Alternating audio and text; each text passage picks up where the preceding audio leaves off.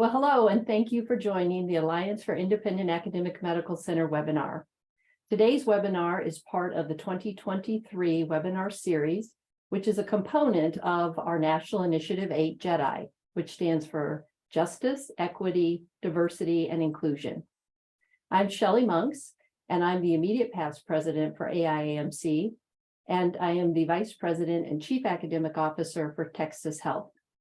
I have the privilege to talk with my friends and colleagues today and facilitate this presentation, which is titled Looking Forward, Looking Back, and Moving Forward, Perspectives from AIAMC Leaders.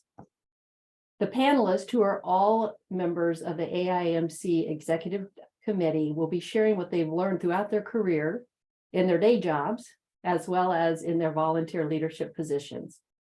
Before we start, as Mindy just indicated, we would like to ask all of the attendees to turn off your cameras and mute your audio, whether that's on a phone line or via computer, so that we can make sure we can hear the speakers clearly without distraction. We hope today's conversation stimulates some questions and discussion, and we would really like to hear from you with your questions. So there'll be a couple of times throughout the presentation where I will stop and ask Mindy to share with us if there's any questions in the chat, which you are welcome to put your questions in the chat at any time. And then again, if you have questions you would like to just verbally ask, I'll be asking a couple of times throughout the presentation. So if you could just hold your questions until we open that up, we would appreciate it. Today, of course, is one of our activities, and all of our activities with the AIAMC. We want to make sure we get feedback and that we are serving you, our members, and providing you with value. So your feedback is important. There will be a QR code provided at the end of today's presentation, and we would ask you to take the quick survey and provide feedback. Also, the QR code as well as CME credit instructions will be emailed to you after today's presentation. So at this time, I'm going to go ahead and get us started and ask each of our panelists to introduce themselves. And just as a reminder, I'd ask each panelist to include your title, your current employer, how many years you've been involved with the AIAMC, your current role with the AIAMC, as well as your favorite memory with the AIAMC. So we'll get started with Dr. Sankey. Hi, I'm Dr. Heather Sankey. I am the chair of obstetrics and gynecology at Bay State Health, which is the regional campus for UMass Chan Medical Center in Worcester, Massachusetts. I am currently the president of the board for AIAMC. And boy, I've been involved since about National Initiative 6, I think, 5 or 6, I can't remember. It's been over the last 15, 20 years in a lot of different capacities. And my favorite memory, it's honestly hard to choose, but I think it might really be from the first time I came to a meeting and was just impressed at the excitement and energy and all the incredible work that was going on across the country through that. I will say the national initiatives really impressed me. And it was a lot of fun to get involved and do. So that's why I stayed involved. All right, thank you. Dr. Portuguese? Hi, I'm Joe Portuguese. I am a surgeon by training. I am Chief Academic Officer and DIO at Advent Health, Florida, based in Orlando. I got into the AIAMC under my predecessor, so that might be back in 2006, 2007 that we've been participating. I think maybe National Initiative 3 was the first one we participated in. And I think my favorite, I'm currently vice president of the AIAMC because people ask me to do things that I just go, sure. And I think my favorite memory of the AIAMC is having a chat with Kimberly, being a little leery of getting into these national initiatives, feeling we really didn't have our act together yet. I was really just building GME then, and realizing finally that what we are is the light turned on. We're a bunch of people helping each other and learning together. And that really made the participation feel warm and fuzzy. Great, thank you. Thank you. Dr. Orlando. Hi, my name is JP Orlando. I serve as the Chief Medical Education Officer and DIO at St. Luke's University Health Network. It's in Bethlehem, Pennsylvania, about an hour north of Philadelphia. And on the AIMC, I serve as the secretary, and I have been a part of AIMC for the last 15 years. And one of the most memorable moments that I had in AIMC was at our awards dinner probably a couple of years ago, and especially when I first started. The awards dinners are just a wonderful venue of celebration and recognition and acknowledgement of all the great work that the members do, especially tied to the national initiative. And I think the thing that stuck out for me was the resident participation. Like, all these residents were involved and receiving awards and engaged in the conversation. And I thought to myself back when I first started 10 to 15 years ago, that this is great for residents. This is great for development. This is just such an opportunity. And I love that my residents, our residents that we have here at St. Luke's, are actively involved as well. So that dinner, it was just fantastic. And the engagement is what I remember the most. That's great. Thank you. And Dr. Kaladi. Hi, good afternoon to everyone. I'm Victor Kaladi, talking to you from Sayre, Pennsylvania at the Guthrie Clinic.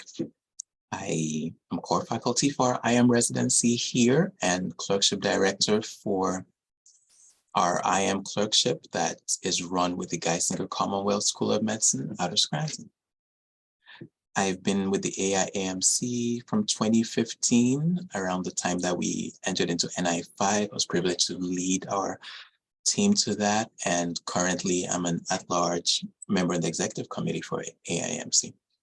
What do I remember most fondly from that initial contact was Rob Dressler leading the kayak at that time and talking to us about not boiling the ocean. And I don't know if this makes me different or not, but prior to that point, you looked at something and you looked at it with the global eye, so to speak. You looked at it as, let's go change the world and start from the world. Well, logistically, realistically, that's not how you do things. You start from small and then you try to grow. So AIAMC has helped me change my mindset to where I can now approach things from the little gopher hole next to my foot at the tip of the beach and deal with it that way. And if we can spread it and if we can sustain it, it works better. That's great. Thank you. And thank you to all the panelists for those wonderful introductions. Just another little bit of housekeeping on how we hope to organize the meeting, the discussion today, is I will be asking two panelists each question. So I think you get a sense from the introductions that they have a wide variety of experience, background, as well as just how their journey has played out throughout their career. So we thought it would be important for you to hear from two individuals on each of the questions. So our first question, I have to just admit that, this is something that as I was reflecting on the question, I wish I would have asked more people this question when I was starting my career, which was many, many years ago. So I'm going to first start directing this to Dr. Sankey, and that is, what do you wish you would have known when you began your career? And I think it's a little bit hard to answer because I feel that in a lot of ways, I just sort of stumbled along figuring out what to do. But what I found and what I think is important for people to know was that every opportunity that I took to be a part of a committee, to be part of a work group, to step into a leadership role. For instance, I was on the financial committee at my church. So I learned a lot about running a nonprofit organization from something that was completely volunteer and outside of medicine that helps me today in the things that I do. And so I think any opportunity, follow what interests you, but any opportunity to grow and learn and develop your leadership skills is going to help you in your career. And so as long as it's something that you find fascinating and fills your bucket, follow that path and don't feel like you're not necessarily sort of, and I've done a lot of different things in my career. And so you may think you're stepping off the track onto a side, but it might bring you right back in or move you further ahead. And so see everything as an opportunity to grow and learn and get better at what you do. Great, thank you. Thank you. Yeah, that, that spirit of adventuresomeness and actually kind of taking the chance and stepping out of one's comfort zone, especially when you're early in your career, that is very difficult to do. And so that's great advice. Same question. So Dr. Orlando, what do you wish you would have known? And along the same lines with Heather, just about the opportunities and thinking about those in in some ways opportunistic ways, especially like just starting out, because I'll remember the most is that I never understood that like non-medical doctors could actually be part of and work in healthcare institutions when I was growing up. That thought never even crossed my mind. I mean, I remember driving with my parents to church and on Saturday or Sunday, and we would have the hospital in Hazleton, like in the distance. And just thinking to myself, I'm just kind of curious, who runs those? I guess it's all like medical people. And I just never knew that there were so many different opportunities that happen within healthcare systems and all kinds of health agencies, FQHCs, consortiums and such. And so one of the things that I'm very passionate about in my job in the last 20 years has been around making sure one of the sections that I have is with youth education programs. And so, bridging the gap, research scholarship programs, and high school programs, emerging health professions programs, to make sure that, those in high school have an awareness of what is actually out there in their career. I mean, even now I'll have, kids, either I coached in football or, softball or whatever, like they'll come to me now and say like, hey, what's available? Like, what is this career like?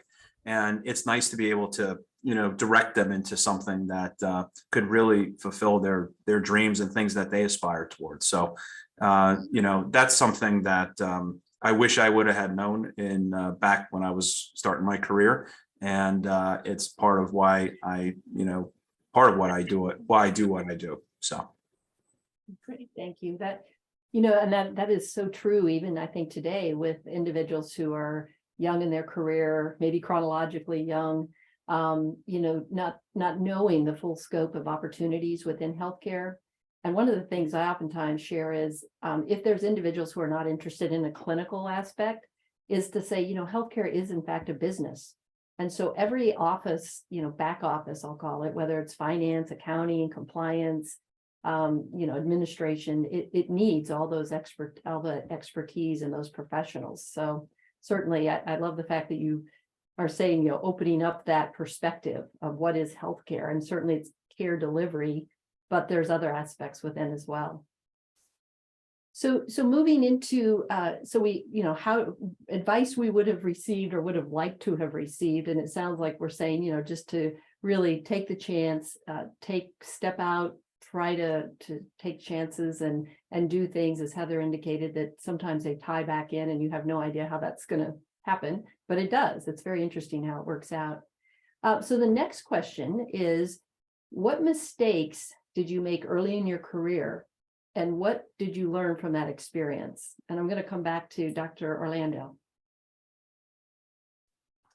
I think one of the mistakes I made early on was, when you do get those mandates to, cut 10%. I mean, we all go through different periods of rough economic conditions. And again, I've been doing this for over 20 years within medical education. Before then, I was in organizational development and HR.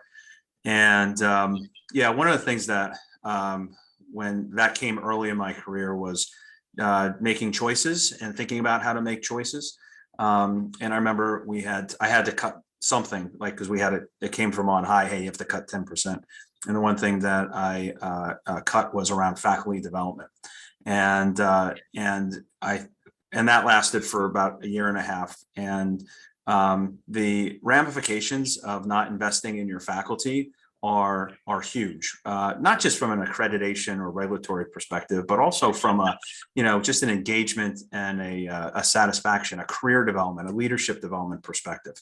And so, since then, I have developed systems to make sure that those funds are always protected, to make sure that the faculty are developed, because inevitably, it affects them, but it also affects the learners too, and the organization, long term. So, we have a policy that I've had at 2 places now, which is called SafeEd. So it's a scholarly activity and faculty education development fund, and so that is a protected fund that helps to support faculty in their development, and also when they're presenting scholarly activity and all that, because it's so important, even from a wellness perspective, that we invest in those dollars. And so if I can go back in time and think about what's the rubric that I use to make that decision for when you have to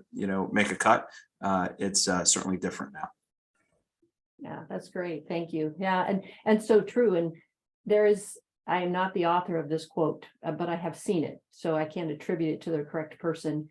But there was a quote out there saying, what if we invest in in this case, faculty? What if we invest in our people and they leave? And the response is, what if we don't and they stay? So I think that's very applicable to say. The other thing I would just add to that is, when you are in those difficult decisions of, having to make some cuts, really understanding, and in this case, I think Dr. Orlando articulated, understanding the ultimate impact. And sometimes that's not always, visible right away, but really trying to think about all the dominoes that are going to fall or not fall based on a decision. So thank you. So I would pose the same question, Dr. Portuguese. What mistakes did you make early in your career, and what did you learn from those experiences? Well, before I got into GME, I served a stint as president of our medical staff, and that was 7 hospitals, 2,000 doctors. It was a complex thing to do. And during that time, I realized that the stakeholders, the physicians, administration, and nurses, thought they were speaking English to each other, but were actually speaking different languages. And I learned I needed to interpret things. And what amazes me is that when I started in GME, I think I forgot that. And that's where my mistake came from. As a physician, as a surgeon, I went to my boss and said, I need X. We need X. And the answer I got was, well, we can't do it. And I went, okay.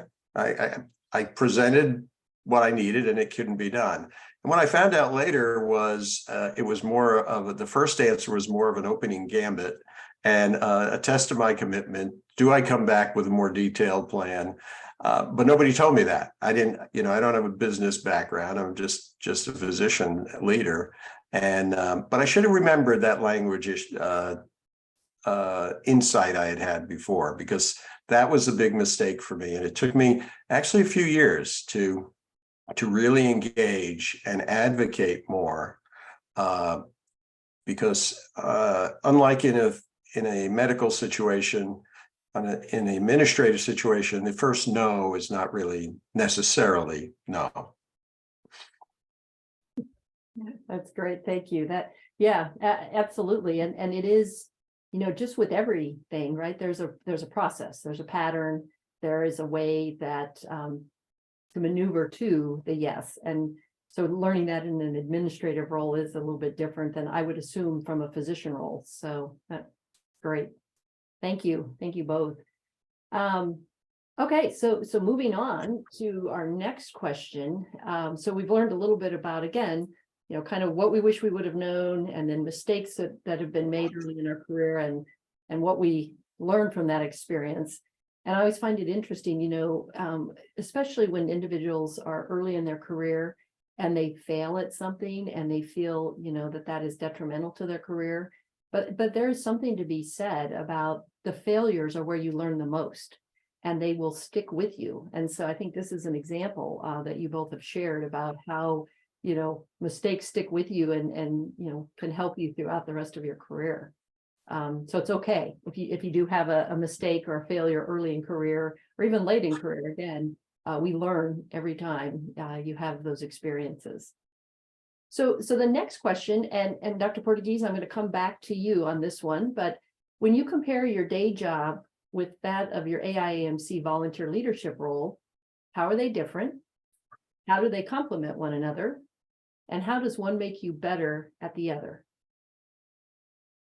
Well, the two roles are clearly different. And I think the AIAMC knows who we are. We do have a future, an unsettled future we have to deal with, but we know what our mission is and we're going forward. My medical center certainly knows what their mission is. Yet when it comes to GME, we're still deciding who we want to be and how big we want to be. And I've been saying for 17 years, tell me where I'm going and I'll give you a plan to get there. But still it's a little chaotic. So the AIAMC is sort of knows where we're going. Give me that second part again. Oops. Sorry, I'm going to get my, so the second part is how do they complement one another? And then how does one make you better at the other? Oh, sure. Well, I think the complementary comes from, and as my fellow board members and other members of the AIAMC know, I'm not shy about calling up and asking for advice or sometimes giving advice if asked. The complementary nature comes from the fact we're all here to make each other better. And we all know that if you're in GME, what would be called plagiarism in other areas of academics is just being efficient and sometimes in policies in GME. And I think that's how things are complementary in the AIAMC. We all want each other to succeed. And I think that example, those interactions on a daily basis are what make me better. Give me some energy. I learn from other people's trials and tribulations, and maybe they learn from me, and we hold each other up. And that's what's has made me better. That's great. I loved your comment about it makes all of us better, because I too think that's one of the things the AIAMC really does provide to its members is a community of like-minded, like-spirited, if you will, individuals. And we all are comfortable sharing, what we're needing or what we're struggling with or how we can help one another. So it's really that I think that is one of the benefits. Thank you. So I would like to get Dr. Kaladi into the discussion. And so Dr. Kaladi, I would ask you the same question.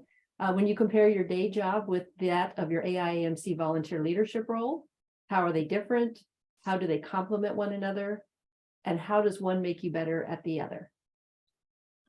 Thank you. What if I flip that? No, scratch that one. I can think of two different letters to go with to describe what I do here versus what I do with the AIAMC.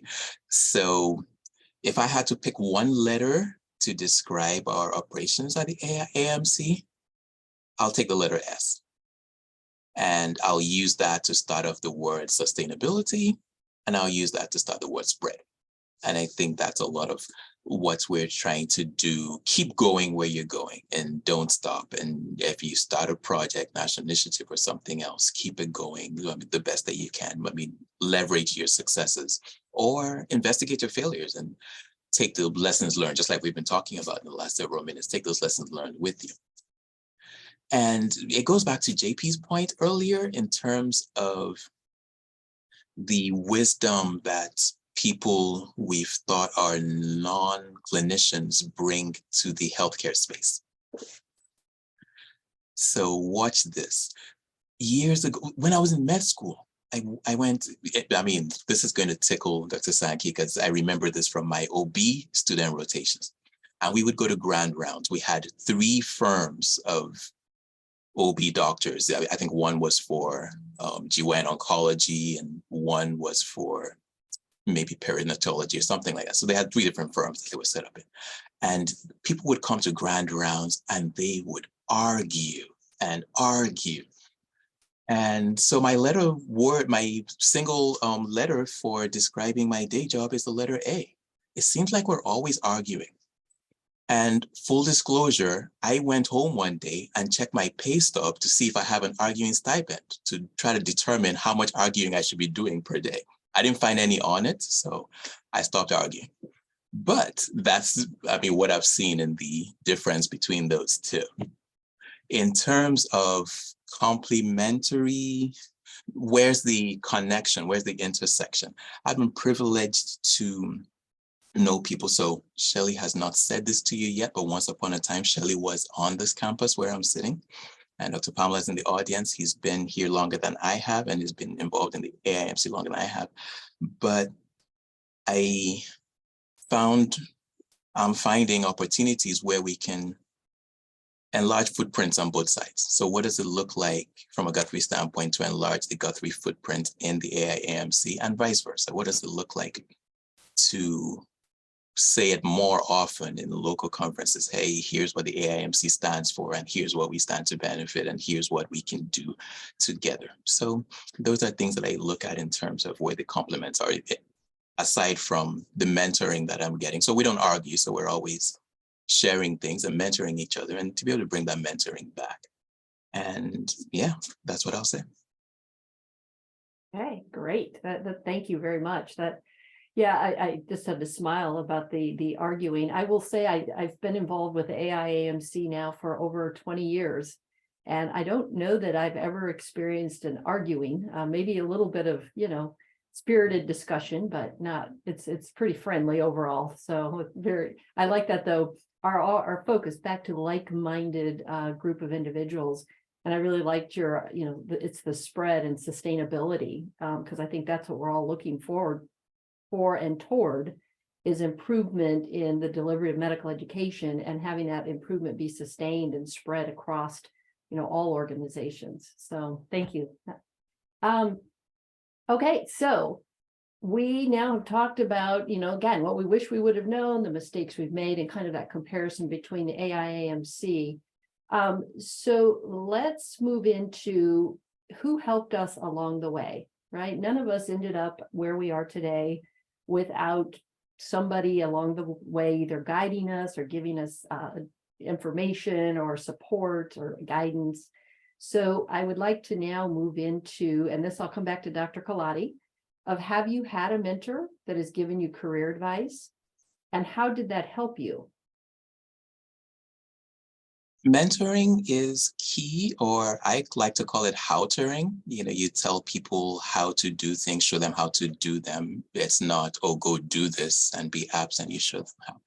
So I can remember again from the AIAMC space. And then sometimes when you, as it were, see where the clock comes back to 12 or any number that you choose, and the cycle is complete, then that's nice too. So I talked earlier about Dr. Dressler saying to us on the big stage, oh, don't boil the ocean. And for me, a whole philosophy change of how you approach a set of changes or a condition that you feel like can be better than what you see. Approach it from small to large and not from large to nothing. And then one day we were sitting in some meeting, shortly before he retired, and he said, well, I see what you're doing with the blogs, and I'm glad that you can do that. And I said, well, there's a trick with this. This is not writing that I'm doing entirely from scratch. There's some recycling involved. He said, it's still good. I'm glad that you're doing. And that was amazing to me to see full cycle from, okay, you don't know anything, I'll tell you something that you should know, to, oh, you've learned one thing. I said, oh, that's very awesome. So I think that's nice when mentoring goes full cycle that way. And what kind of mentoring do I do? Opportunities in different ways with different students, different levels of students. We're privileged on this campus to where we have a pre-medical scholar program. We call it the Guthrie Scholars Program. And people are coming in from a couple of local universities, spending a semester on a campus, doing research, doing shadowing that they would ordinarily do in a scattered fashion, go work with different people for maybe a few days or a few weeks, but they get a whole semester where they can shadow across various specialties on our campus and they can complete a research project. And the fall of 2020, we had one of our students actually go through and have a paper published, because all they had to do for their schoolwork and to get their 12 to 15 credits that they get was present the research work at an internal conference with us, as well as an internal conference with school. But she has a full publication that's done that people are citing. So it's nice when people are able to do more than what's ordinarily expected or required as a result of working with a mentor. Right. Thank you. That, and one of the things I would just share around having a mentor early in my career, one of the things I really appreciated about having a mentor was they pushed me in directions I never would have thought I was capable. And so I do think that too is something about when you're a mentee, if you will, having somebody that is kind of your champion that can help you find your way, even though you may not see it as your journey or your way, is very helpful. And it's always very nice. I know personally, I like to think of as a mentor. I always say that I had the great privilege of having people that were always thinking of me and helping me think about the next opportunity. What are you going to develop your skills for the next opportunity? And I've tried to do that with people with whom I've had the privilege to work. So it's another aspect of things. So Dr. Sankey, I would direct the question to you as far as, have you had a mentor along the way that gave you career advice, and how did that help you? And then as you have moved from potentially mentee to mentor and served as a mentor, what did you learn from that experience? Yeah, and as I was coming through medical school, there actually weren't a lot of role models of women in practice, believe it or not, in OB/GYN, or people in leadership positions. There really wasn't a lot of that. And so I didn't really have a lot of mentors in that way. But what I found that really benefited me, and I've tried to in turn pass on, is sponsors. So people who sort of identified that my abilities and said, hey, here's an opportunity. Are you interested? And I learned early on to say yes to the ones that interested me, even if I didn't quite feel I was ready for it, because honestly, you step into the role and you learn, and if you're willing to learn and put the work in, you get something out of it. And so whether it was being on a committee or participating in a talk, or even being on a board, getting more involved in things, and each of those really opened up the door to networking, learning about other opportunities, and getting to grow. And so that's the kind of, in my job now, and as residency program director for 12 years, there's a lot of opportunity to help mentor and support and listen and share knowledge.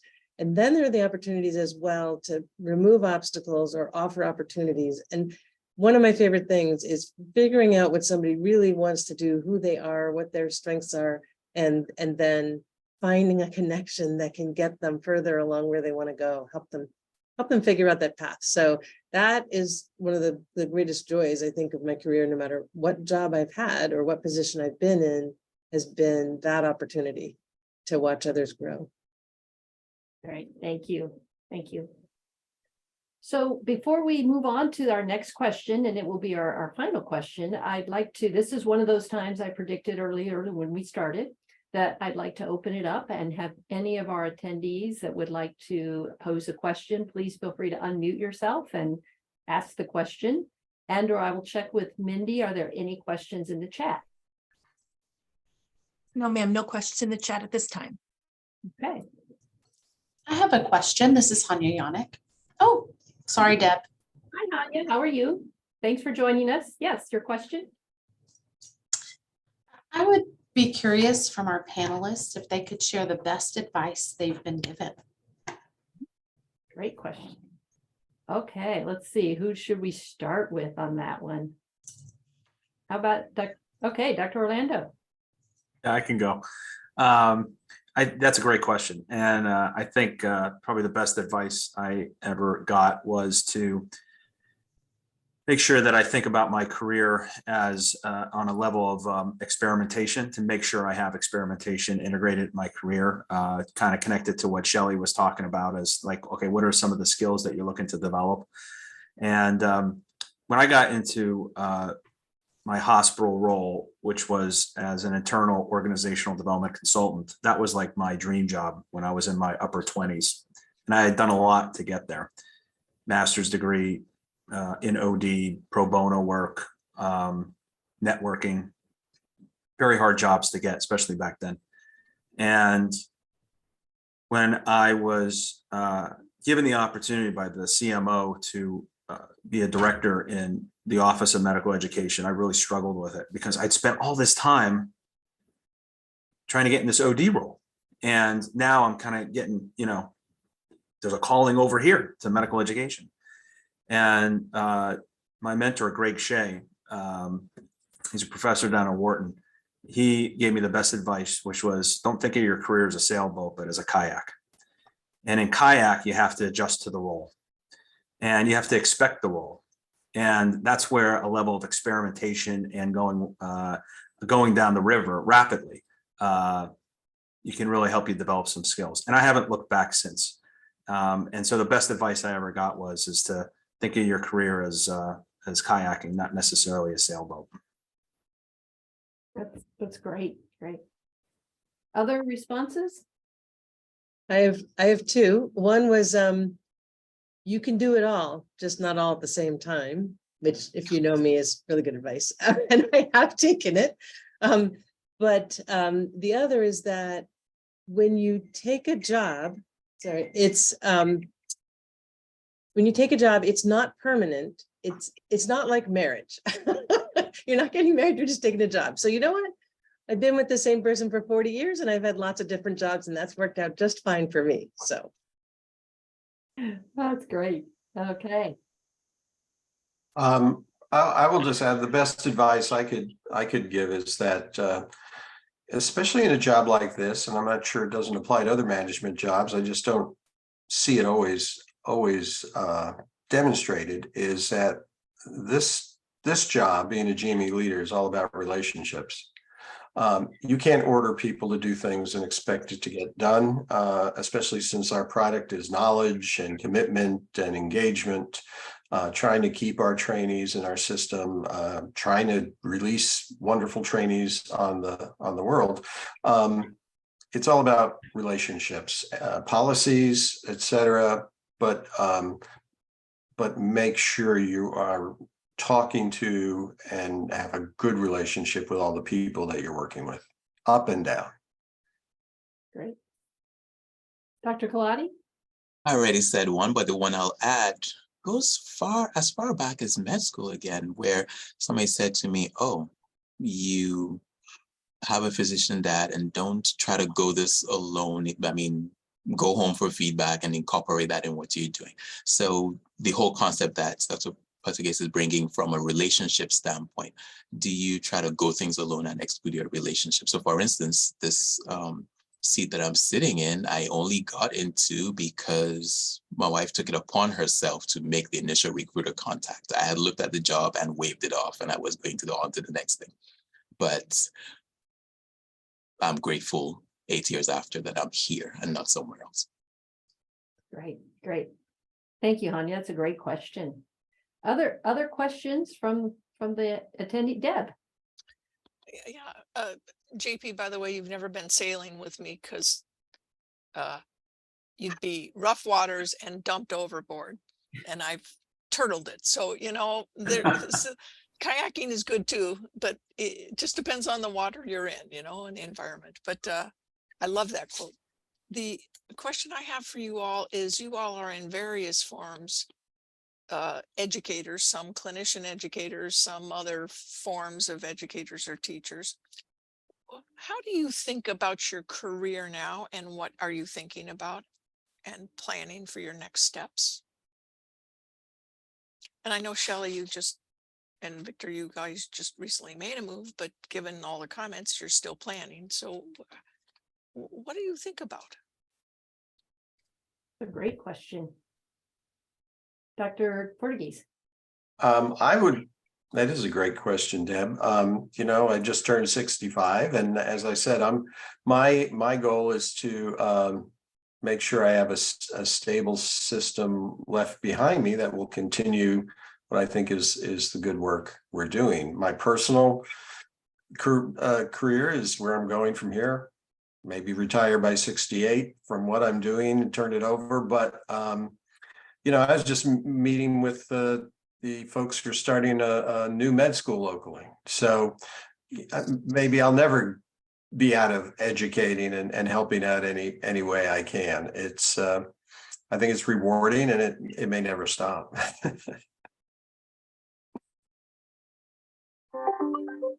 Yeah, I think that's a good point. I don't know what's next. I do feel like I want to have succession planning and leave a strong department when I do move on, but I feel like being chair for 10 to 12 years is a good length of time, and it's been about 5. So got a little ways to go.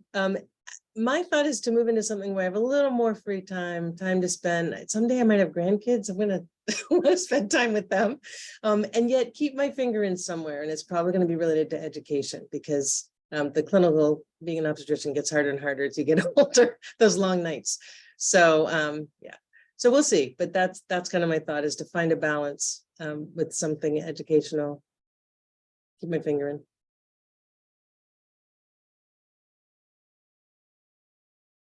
Dr. Orlando, Dr. Colati? Dr. Colati, go ahead. I came here for GME role because getting out of general internal medicine fellowship, I thought that my calling to medical education really lay in the GME space, partly because it was what I knew.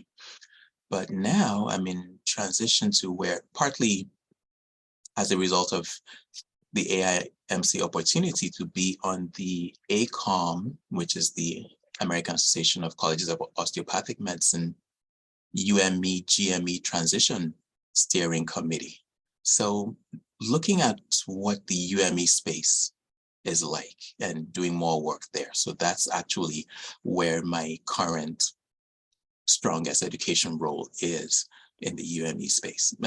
I think there should be PME for how people get to UME, but that's another discussion. So I think that there's a lot of room to grow and expand there, and then taking along opportunities to do informatics and some quality improvement. So it's still, there's a lot to do, I think, in my world. Yeah, it's a great question, Deb. So I am feeling definitely moved to integrate more of my OD background, HR background into medical education. And so, I mean, I've been doing that over the last couple of years, but I felt more strong as I'm getting into my early 50s, that a pull to begin to integrate that whole system change, whole system improvement, various levels of development, all that stuff, because it is, change management is, it's never been more important than now. And, there's a big blue ocean in front of us. So I would say that's probably, where my direction and where I'm feeling, pulled to go. So that's a great question. Oh, and can I just add one last thing? So the national initiatives we do, I mean, that's one of the things I love about AIAMC. The national initiatives are a incubator of innovation. And when I think about the OD work, I mean, I see a lot of that with what we do in the national initiatives, getting groups together, spreading different ideas, collaborative learning, different new ways of thinking about things, different perspectives, and working on like really important topics. All of our national initiatives have had key topics within medical education, and the AIAMC and the national initiatives have been a wonderful venue and platform to help people solve these issues, deal with them in the organizations, learn it. I mean, I was at the, I'll stop here then, Shelly, after this, but at the last conference that we had, there's a beautiful session done by Richard Bath and John Yost on integrating a DEI strategy or diversity strategy into your GME recruitment processes. And, just from that conversation, I had wonderful ideas that I've implemented here and have been huge, huge hits. Virtual open houses for LGBT community of applicants. I mean, like over 100 people we had attend that virtual session. Unbelievable. Our Black health profession group, again, it's over 60. And all that idea didn't come, it came from that. It came from the AIMC. And the national initiatives that we had because, there was collaborative learning going on. And so that's what we need more about in medical education. But that connects to that OD stuff, whole system improvement. I'll stop there. Thank you, thank you. And I would just add, I think a great question, Deb, and thank you for the question. I think about legacy and this was actually, I was asked about what is your legacy? What do you want your legacy to be about 20 years ago? And I remember laughing, going, are you kidding me? I haven't even thought about that. And I really hadn't thought about that until when I made the transition. And many of you know, I left Ochsner Health after having been there for about 9.5 years.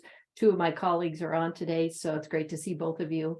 And when I left, it was really an honor to hear everything we achieved as a team and kind of to Joe's point earlier about, leaving it better than how you found it and what it will be after you're gone and making sure that it is able to sustain and move forward.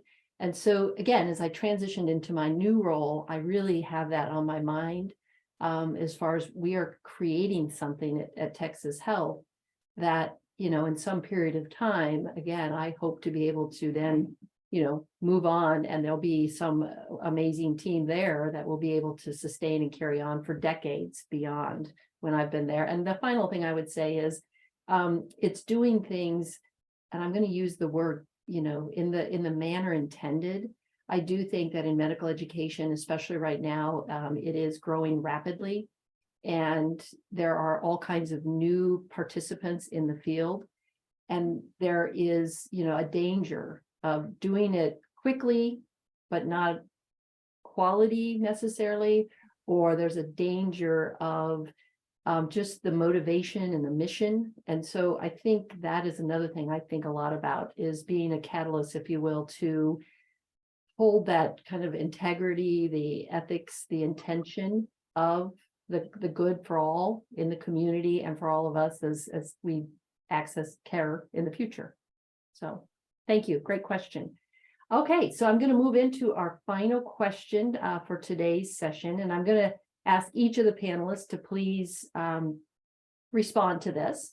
And that is to describe, and many of you have already done this in various ways. So if you want to add additional pieces to describe your experience as a volunteer at AIAMC as a leader and what it's meant to you, what you've gained, and what you would say to individuals who are maybe considering getting involved.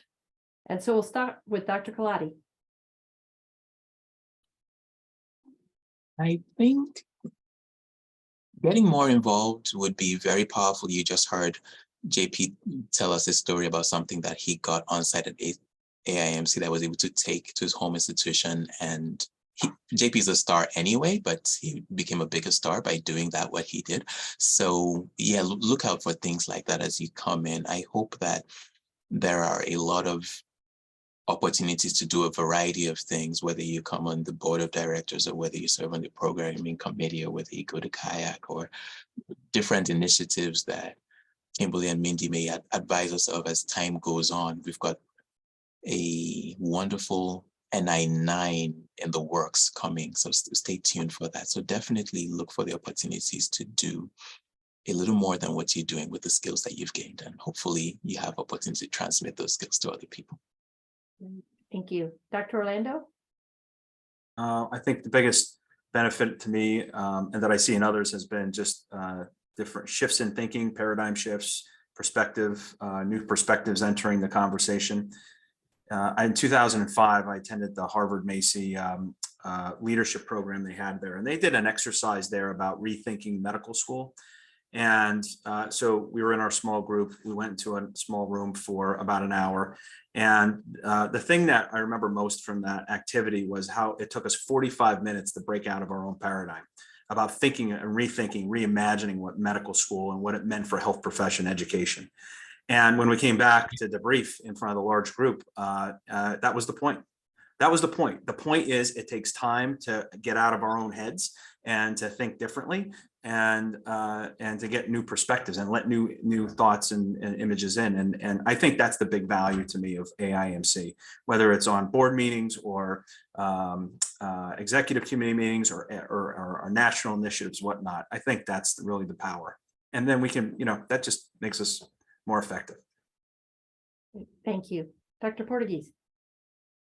Well, my experience as a volunteer has been, I first got asked some years ago to lead kayak for one cycle, and that was very interesting. And I'll tell you what I learned from that experience is that don't be afraid to help, because there is a lot of help available. You're not alone when you do this. The staff, Kimberly, really help manage things and get you to the finish line. Because I agreed to do it. I didn't feel ready to do it, but I think it was Heather had made that point. Do something you may not think you're ready for, and reach a little bit. So it's been a great experience. Then I got asked to be the treasurer when our current treasurer stepped out, and again, you're not alone when that happens. So it has been a great experience. What have I gained? The relationships. I've gained a lot of knowledge from those roles that I've done. I've learned from all my colleagues, and being in a central role puts you in a position to get a lot more knowledge. And what do I say to a new member? Reach out and expand your world a little bit. These are the right people to take that risk with. Thank you. Dr. Sankey. Yeah, I would agree with that. Everybody has said so far. And I think the first volunteer thing I did was that after a meeting, I signed up that I'd be interested in helping plan the next annual meeting. But it was a lot of people on the group and a lot of good ideas. And I learned a lot more than I gave in that. But it wasn't a huge time commitment. And I think all the opportunities to volunteer, some are bigger time commitments than other. As Joe was saying, there is tremendous support from the organization itself and from your peers. So it's not a lot that falls on your shoulders, but it gives you that chance. Working in a smaller group committee or task force, you get to know people better than you do necessarily in a big group. So I've gotten a lot out of it, and I think it's something. It's not a huge organization. It's very doable. Right. Well, thank you. Well, I see our time is quickly passed, and it is time for us to wrap up, but I'd just like to extend a very special thank you to all of our panelists. You are all very valued AIAMC board members, and I think if each of you also that joined us, the attendees today, thank you for taking the time. Many of you have always heard me say, time is a precious commodity, and we greatly appreciate you spending some of that with us today. We look forward to sharing this, recorded video, the recorded webinar. So that should be available on the AIAMC website early next week. All of the attendees today will receive the video link, so be on the lookout for that. Also, I'd just like to remind everyone, your feedback is very important to us. So please use the provided QR code. It will link you to a brief survey for you to give us your feedback. We'll also be emailing that QR code to you along with the instructions to claim CME credit for anyone that has attended today. And then just as I wrap things up, I'd just like to say, if you have not done so already, we would encourage you to register for the AIAMC annual meeting and National Initiative 8 meeting 4, which will be in Nashville. You can register through the AIAMC website, and you'll see if you do have an opportunity to join us. Dr. Kaladi will present one of the top 5 posters in our poster slam. And we'll also have an AIAMC board booth or table, if you will, in the exhibit area. where anyone that's attending can come and chat with us, or if you have questions or want to continue this discussion, certainly happy to do that, as well as share with you some opportunities, or if you have any questions about the AIAMC. So hopefully we will see you there. And thank you all again for joining us today, and enjoy the rest of your day. Take care.